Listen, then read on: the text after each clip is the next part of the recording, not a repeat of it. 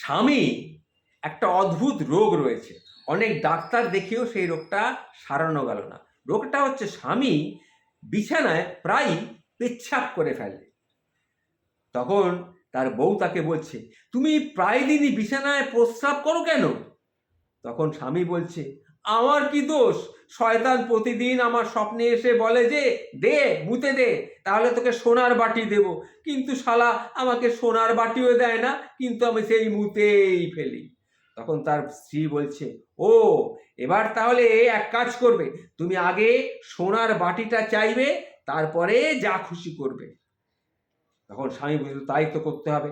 এরপরে আবার স্বপ্নে যখন শয়তান এলো, তাকে মুততে বলল, তখন সে বলল যে আগে আমাকে সোনার বাটিটা দাও, তারপরে আমি বিছানায় পেচ্ছাপ করব।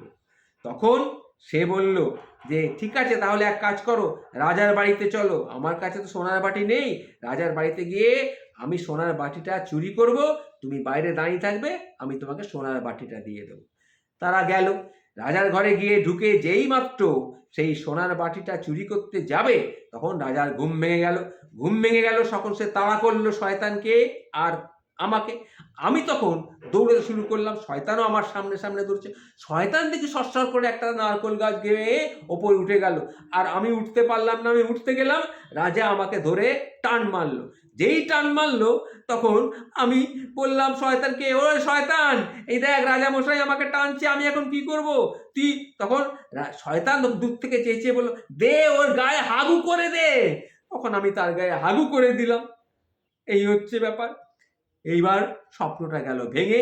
দেখি তার বউ তাকে দিয়ে ঝ্যাঁটা নিয়ে হাতে দাঁড়িয়ে আছে এবং সপাং সপাং করে ঝ্যাঁটা দিয়ে বাড়ি মারছে। কি ব্যাপার না, সে বিছনার মধ্যে হাগু করে বিছনায় মাখামাখি করে ফেলেছে। সে পেচ্ছাপ তো করতোই, এবার হাগুও বিছানায় করা শুরু করে দিল। বলুন কি অবস্থা, কি শয়তান আর কি ধরনের রোগ, কিছুই বুঝে গেল না। নমস্কার বন্ধু, হাসির গল্প বললাম, শুনে যদি ভালো লেগে থাকে তাহলে লাইক এবং সাবস্ক্রাইব করে দেবেন।